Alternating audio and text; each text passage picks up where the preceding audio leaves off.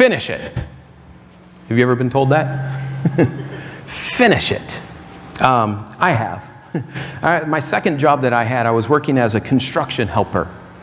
And at one point, my boss gave me a job to do. They had painted these walls, and there had been some overspray on some of the windows.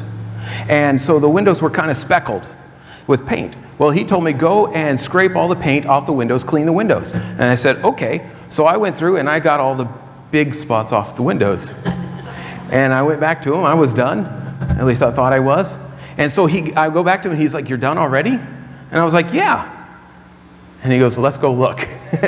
So we went and looked at the windows. And he pointed out to me all the things that I had missed. And he said, look at this angle. See all those little spots, all those speckles? And I was like, oh, yeah. Feel the window. You can feel it all over the window. Like, oh, yeah. And then he made this comment to me. He says, I'm paying you by the hour, not the job. In other words, you don't need to just rush through all your jobs. Do the job right and make sure you get it done. And so basically he told me, finish it. And then I can't tell you how many times my dad would have me do something. And then I would go out and do it and come back and he'd say, are you done? And I would say, yes. And then he would start listing off all the parts of the job, all the things that I had to do in order to be totally done. And I would listen and I would say, oh, no, I didn't get that one. No, I didn't get that one. And basically I'd have to go back and he would say, finish it. And I had to go back and do it. And I know nowadays even, sometimes when I do a job, the worst part is the cleanup.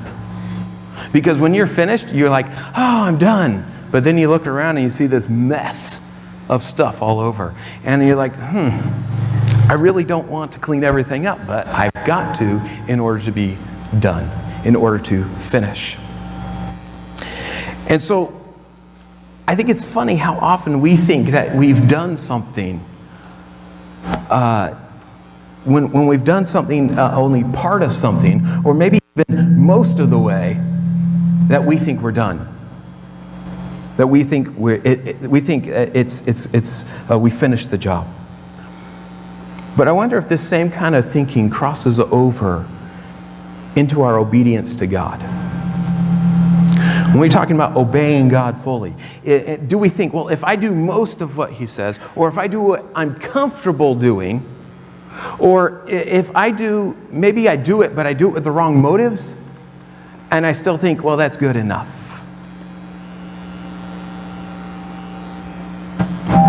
I want you to think about your obedience to God this morning. I mean, we all have areas that we do well in and areas that we need to grow in. But what is it in your life that God would come to you and say, finish it? What is not quite there yet? Well, we come to a passage this morning in Numbers chapter 31 and 32 that has some things in it that may be a little uncomfortable for us, because Israel is going to war. And it's not just any battle. This is a holy war.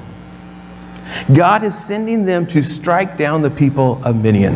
And so we're beginning in chapter 31, verse 1. It says, the Lord spoke to Moses, saying, avenge the people of Israel on the Midianites. Afterward, you shall be gathered to your people. So Moses spoke to the people, saying, arm men from among you for the war, that they may go against Midian to execute the Lord's vengeance on Midian. You shall send 1,000 from each of the tribes of Israel to war. So we're picking up where the events of chapter 25 left off. If you remember in chapter 25, the Midianites had attempted and were partially successful in spiritually contaminating the people of Israel and trying to lure them away from their God. In fact, turn back to chapter 25 and we'll see what God says to them, to Israel, after this happened. Chapter 25 in verse 16. It says, and the Lord spoke to Moses, saying, harass the Midianites and strike them down, for they have harassed you with their wiles. See, he says, harass Midian, strike them down because they harassed you. Their wiles were their trickery, their deceit. If you remember, they deceitfully came and tried to draw the Israelites away through immorality and into the false worship of Baal. And so he tells the Israelites now, you need to go or tells Moses, you need to go and harass them back. And so we pick this up now back in chapter 31, and he tells them to go and strike down the people of Midian. You see, they had attempted to destroy the people of God as they stood on the edge of blessing. Right there when they were just at the border, ready to cross into the promised land. And he says to Moses, go and avenge the people of Israel on the Midianites. And he says, then afterward, you'll be gathered to your people. In other words, afterwards, it's time for you to die. So this is the last task for Moses to carry out as the leader of Israel. And he's to choose a select group of men for the battle. Just a small part of the army. But these men are to come from all of the tribes, because every single one of the tribes, the entirety of the nation of Israel, was affected by this deceitful attack from the Midianites. So they were all to be involved here in the vengeance, but it was only a small group. But notice one key point.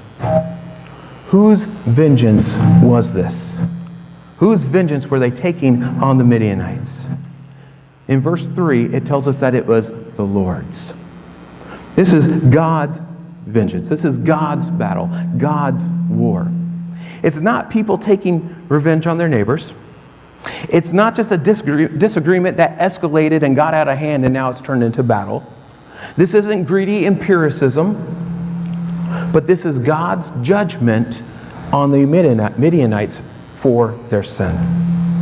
Now keep reading in verse 6.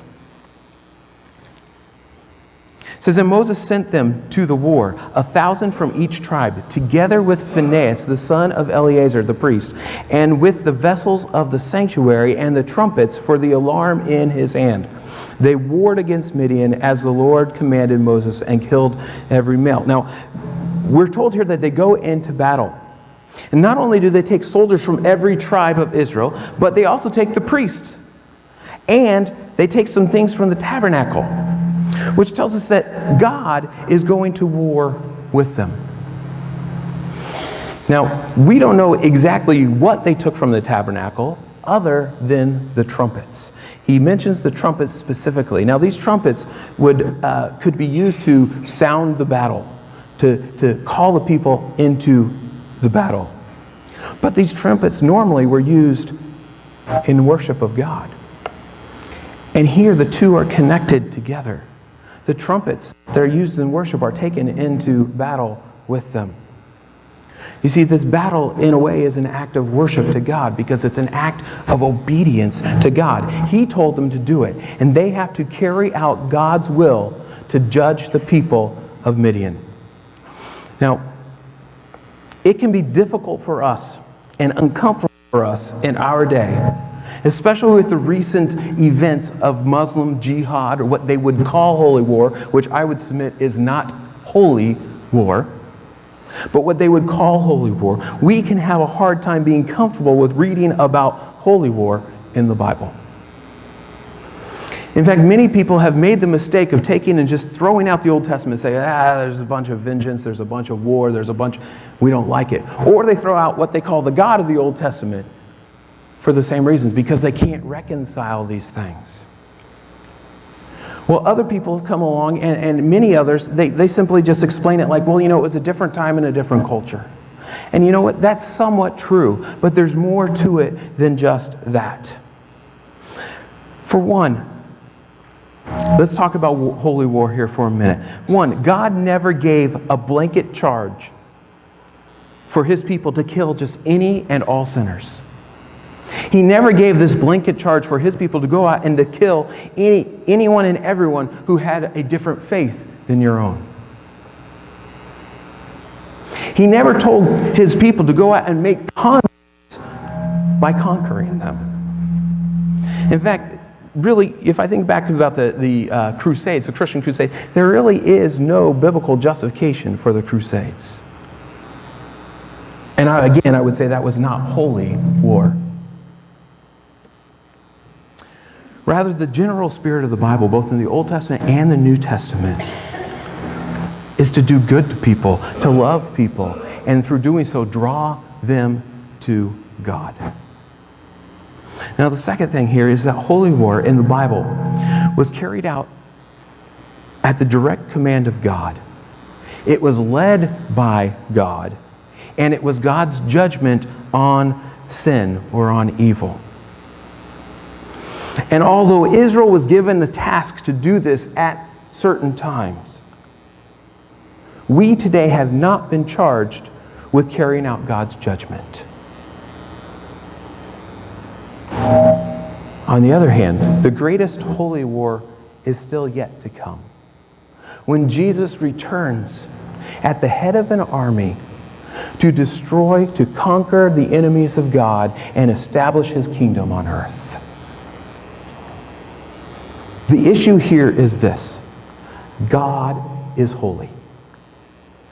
God judges sin.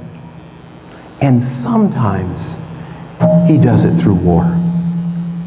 But God is always right. He always does what is right. So the Israelites go to war and they win the war. In fact, it lists off in verse 8 the leaders of the Midianites who were killed. And then we get to this one name in verse 8 that might be surprising to you. The name Balaam. You remember Balaam, the prophet? Who God said, you can only say what I say, and he was only able to bless Israel when they wanted to curse Israel. Well, Balaam then stuck around and he gave the people advice, the Midianites advice, and it was on his advice that they went and did this, that they tried to deceive the nation and draw them away from God. Well, Balaam is still there. He's still advising the people, and he is killed here in the battle during this war. Well, as the soldiers went to battle and as they came back, they did what seems honorable. In fact, what they did is they spared all of the women. And when they did this, they probably thought it was the honorable, the right thing to do. But they didn't carry out God's commandment. They didn't fully obey the commandment of God. And so God would have to say, finish it. And see, I think sometimes that's what problems happens in our lives. You know, we do something, but we think we've done enough, but maybe we don't go far enough because we haven't fully obeyed. We haven't completely obeyed. And God would say, finish it.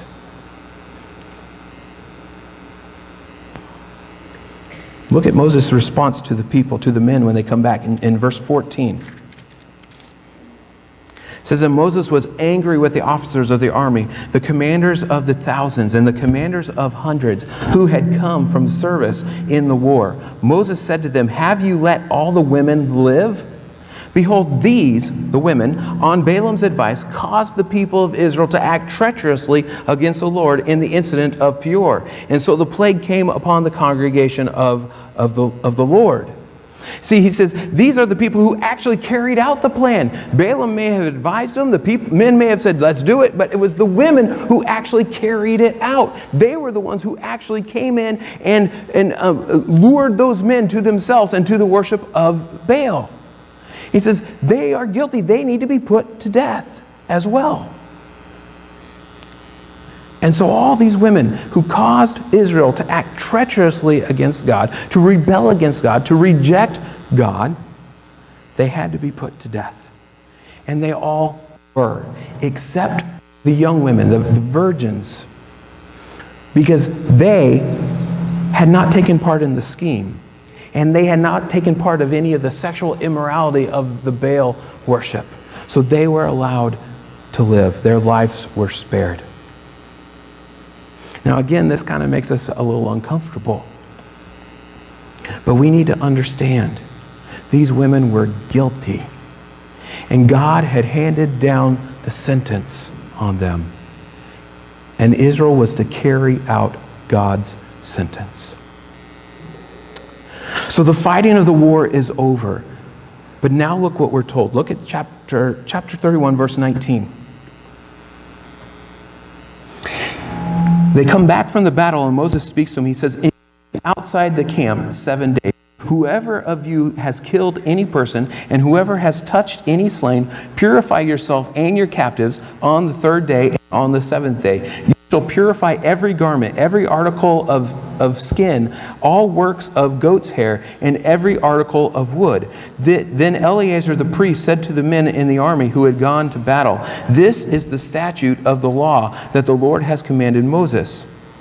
Only the gold, the silver, the bronze, the iron, the tin, and the lead, everything that can stand the fire, you shall pass through the fire, and it shall be clean. Nevertheless, it shall also be purified with the water for impurity. And whatever cannot stand the fire, you shall pass through the water. You must wash your clothes on the seventh day, and you shall be clean. And afterwards you may come into the camp.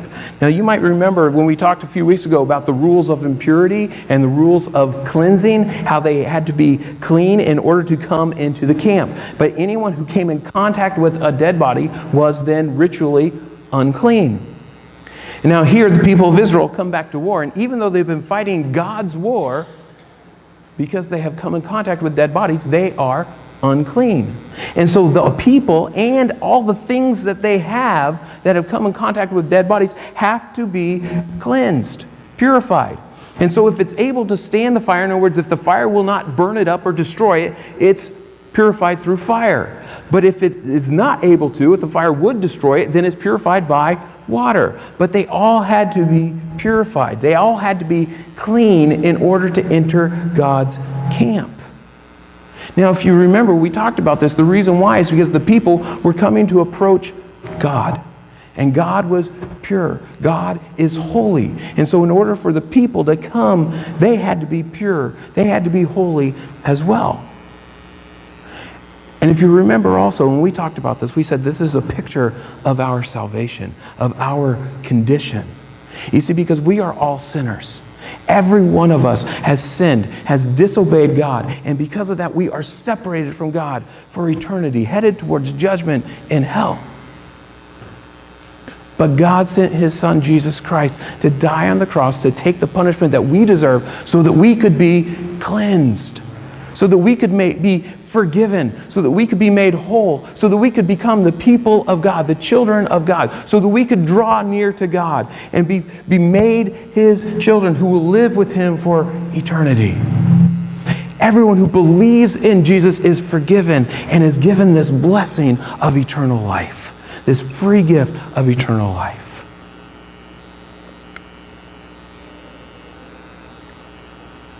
But we must be clean to enter in to God's family and to God's presence.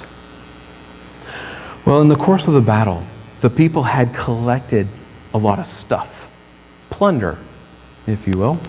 And God tells them to count it up and to divide it. Look at verse 25. The Lord said to Moses, take the count of the plunder that was taken, both of man and of beast, you and Eleazar the priest, and the heads of the fathers' houses of the congregation, and divide the plunder into two parts between the warriors who went out to the battle and all the congregation. And they levy for the Lord a tribute from the men of war who went out to battle. And it continues on and describes this. But what Moses tells them, he says, you need to count up everything that you've brought back from the battle. And then you need to divide it in half. One half goes to the soldiers, and one half goes to everyone else in the nation of Israel. So it's divided amongst everyone. So the soldiers who actually fought the battle, they were given actually more than the rest of the people. But everyone got to share in the plunder. Now, so that was divided half and given to the people. But there was some that was held back and given to some other people, specifically the priests and the Levites. So from the soldiers' half, one out of every 500 things that came back, animals, whatever it was, one out of every 500, or 0.2% of all of that stuff that came back, was then taken and given to the priest as an offering to God. Then out of the people's half, the half that went to all the other people, one out of every 50 things, or 2% of it, went to the Levites. Again, as an offering to God. But as you read through the articles and it talks about how many they had and how it's divided up, it's written like a celebration. You see, they're celebrating victory. They're like, look at this great victory God has given us. This is God's grace. We have this because He gave us the victory and He has given it to us. And so they were more than happy to give back what God told them to give to the Levites and the priests. They were so grateful for what God had done for them that they willingly gave it. But then look what happened in verse 48.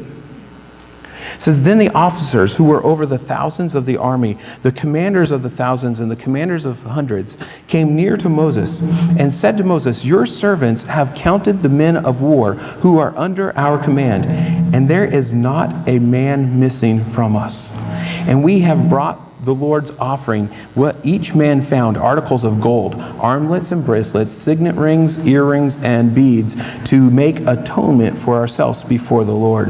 And Moses and Eleazar the priest received from them the gold, all crafted articles, and all the gold of the contribution that they presented to the Lord. From the commanders of the thousands and the commanders of hundreds was 16,750 shekels. The men in the army had each taken plunder for himself. And Moses and Eleazar the priest received the gold from the commanders of thousands and of hundreds and brought it into the tent of meeting as a memorial for the people of Israel before the Lord. You see what's happening? The celebration is continuing. These leaders of the people, leaders of the army, they brought even more to God. And they had found all this jewelry, gold and jewelry and things, and they brought part of it to God as an offering. But you know how much they brought? It says shekels, but let me translate that into pounds for you so you have a better understanding. They brought about 420 pounds of gold to God as an offering, of this jewelry to God as an offering. But did you catch why? Did you catch that? Why they were bringing this? Well, they're bringing it out of gratitude, out of thankfulness, because they counted up their men. So after the battle, they got their ranks together, they counted up their men. And you know how many were missing? None. Not one man from Israel was killed in the battle. Now that is unheard of. And the thing is that these are military men. They understand that when you go into battle, there is an inherent risk. There is always the chance that you will not return. But they get back from the battle and they count their men and they say, not one has been lost. This is a miracle from God. God has protected us. God has spared our lives. So they bring this as an offering to God. And it's really interesting because the words that they use is they bring it to make atonement for our lives.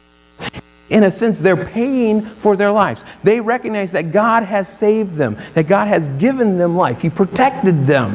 And so they're bringing this offering to say, thank you. Thank you. And I think maybe these men could be an example to us. Maybe their example can inspire us. You see, maybe God has blessed you materially. Maybe God has provided for you financially. And I know that if you are a believer in Jesus Christ, He has given you life. And greater than just physical life, He has given you eternal life. We have something so much greater. We have so much more reason to be grateful, to be thankful to our God, and to bring our offerings to Him out of gratitude when He has given us so much.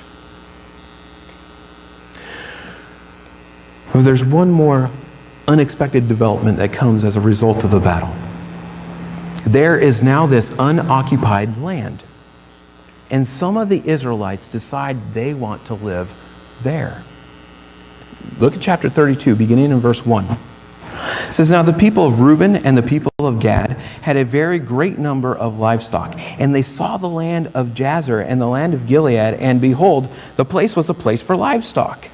So the people of Gad and the people of Reuben came and said to Moses and to Eleazar the priest and to the chiefs of the congregation, Ataroth, Dibon, Jazer, Nimrah, Heshbon, Elalah, Sabam, Nebo, and Baon, the land the Lord struck down before the congregation of Israel is a land for livestock, and your servants have livestock.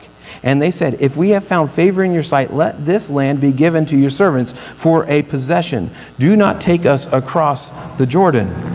And so the basic situation, Reuben and Gad, they have livestock. They have lots of animals to take care of. And they look at this land and they say, hey, this land on the east side of the Jordan is very good for caring for livestock, caring for our animals. And so they decide they want to stay there. And later on, we're going to learn that Manasseh wants to stay there as well, and they will join them as well. But so they come to Moses and they ask Moses if they can settle there rather than on the west side of the Jordan River, which technically means they are asking to stay outside of the borders of the Promised Land. It's because technically the Jordan River was the border. And so they are asking to stay outside of the Promised Land. Now when we read this, it's hard to know what their motivation was. If their motivation was pure. I mean, were they being selfish and trying to grab what they thought was the very best of the land for themselves? Were they trying to avoid battle and trying to get out of helping the rest of the nation to take their land, their inheritance from God? Were they rejecting God's promise?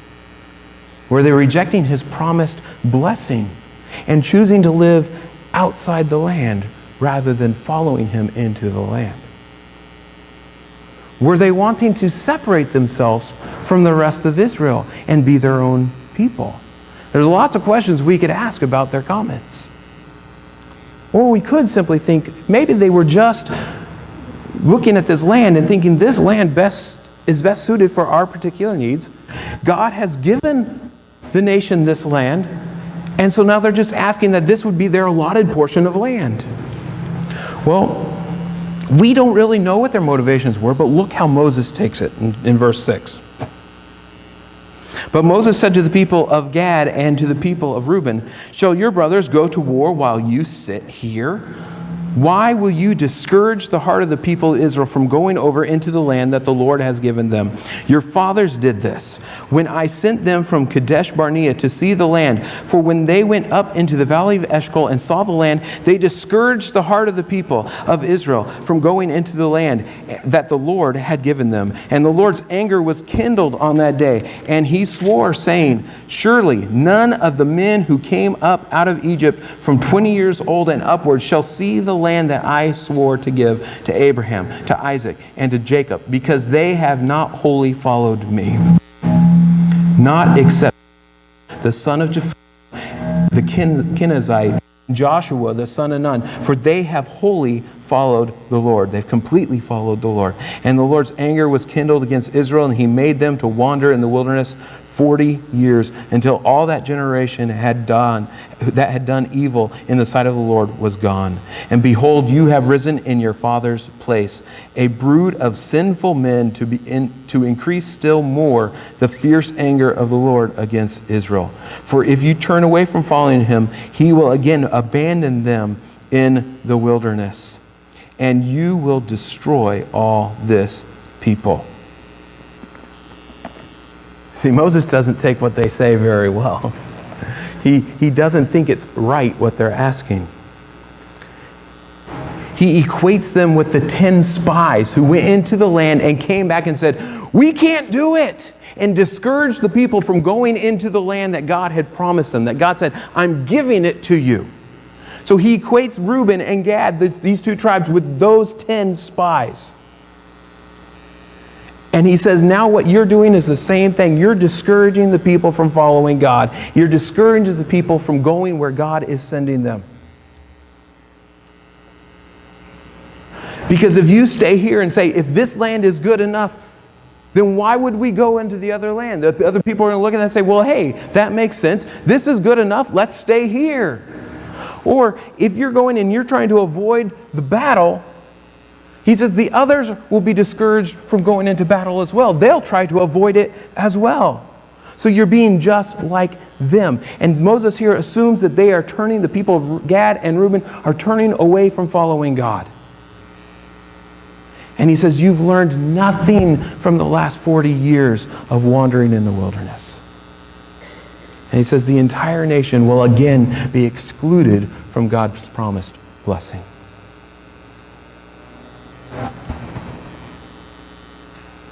But look at their answer in verse 16. Then they came near to him and said, we will build sheepfolds here for our livestock and cities for our little ones, but we will take up arms, ready to go before the people of Israel until we have brought them to their place. And our little ones shall live in the fortified cities because of the inhabitants of the land. We will not return to our homes until each of the people of Israel has gained his inheritance. For we will not inherit with them on the other side of the Jordan and beyond, because our inheritance has come to us on this side of the Jordan to the east. So Moses said, if you will do this, if you will take up arms and go before the Lord for war, and obey armed men of you, and every armed man of you will pass over the Jordan before the Lord until he has driven out his enemies before him, and the land is subdued before the Lord. Then after that you shall return here and be free of obligation to the Lord. And so Moses here, the people come and they tell Moses, and they say, no, that wasn't our intention at all. Now, it's possibly they heard Moses' scolding and quickly changed their tune. Or it's simply possible that Moses misunderstood their intention. But they promise, they say, we will go to battle with our brothers. We will go to battle and help the rest of the nation conquer the land and get this inheritance that God is giving to them. And they say, we won't return home until everyone has their land, everyone has their inheritance. We will do it. So Moses hears it and he says basically, okay, if you'll do that, then that's okay. But he goes on and he says, but if not, if you say you do this, if you don't do it after you've said it, you are sinning against God. In verse 23, he says this. He says, but if you will not do so, behold, you have sinned against the Lord, and you be sure your sin will find you out. He says, if you don't do this, you are sinning against God, and you need to know that there will be consequences for your sin. And he personifies sin here. He says, your sin will find you out. It's like sin is hunting around looking for him and saying, I'm going to find you. You're going to suffer the consequences of me. But he says, for sure, be sure your sin will find you out. In other words, you will suffer the consequences. There will be consequences. So it's a warning to them to keep their commitment, to be fully obedient to God.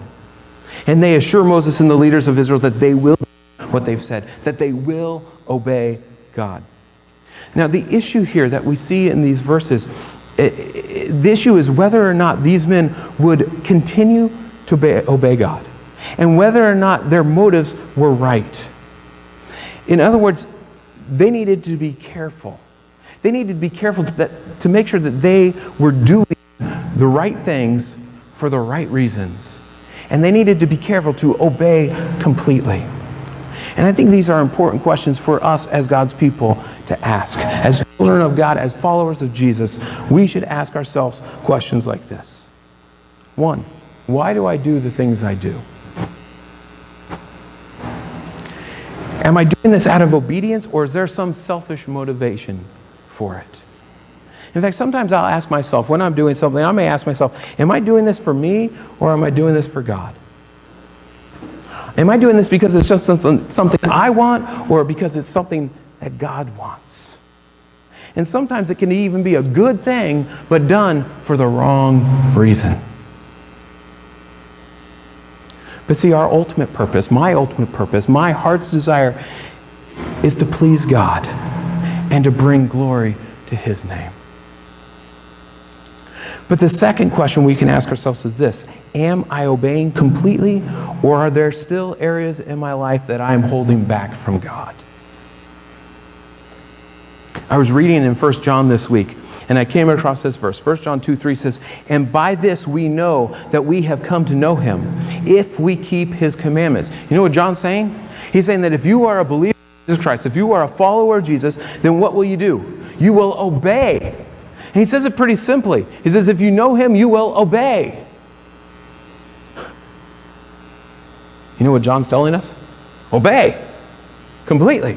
But then he fills it in. He describes it further. And later on in verse 6, he says, whoever says he abides in Him, still talking about Jesus, whoever says he abides in Him ought to walk in the same way in which He walked.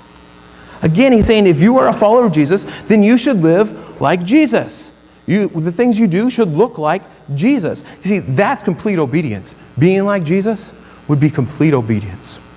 I think, the whole WWJD thing, that fad that went around for a while, and it kind of, what would Jesus do? And it kind of became kind of cliche. But it is totally true. And it's a good question to ask. What would Jesus do? Would Jesus do this or not? And I think that's what John's point is here. If you're a follower of Jesus, then you ought to live like him. You ought to be like him. You ought to walk in the same way he walked. So ask yourself, would Jesus do this? And if the answer is no, and I'm doing it anyway, then it's sin. And they're not being obedient. You can ask yourself, would Jesus do this? And the answer is yes, and I'm not doing it. Well, that may be sin. That may be a lack of obedience. Would Jesus do it? Now, you remember my job that I was talking about at the beginning. When I came and my boss said, "Are you done?" And I said, "Yes," because I thought I was. But I know I was only partially done. Those windows were so speckled. And I had to take just another look. I had to look from maybe a different perspective where the sun wasn't shining into my eyes. I got close and felt those windows. And I noticed that they were not clean. And my boss said, "I'm paying you by the hour, not by the job." And again, his point, finish it. Do it well. Don't just rush through it and just say, "Oh, okay, I did it good enough." But finish it. Do it well. And I think this applies to our Christian life, to our obedience to God. Is your life speckled? Maybe you've seen the big spots and you've kind of smeared those out, or scraped them off, and but are there still speckles on your life? Do you need to maybe take another look from a different direction? Get another perspective. Think about what is in your life. Take a look at your life. Are there things in your life that you are holding back? See, I'm not talking about just avoiding the big things, but looking at your life and saying, is there something in my life that isn't right? Maybe I've gotten rid of the major sins. And maybe I've been living like, well, I'm doing enough. Maybe there's a little bit more to it. See, because what I'm talking about is yielding your life fully to God. As God said about Joshua and Caleb, they wholly followed. They completely followed. Yielding to God so that you become like Jesus. And God is glorified. Now, this is a lifelong process, but is made up by daily obedience. So finish it. Look carefully at your life and pursue complete obedience.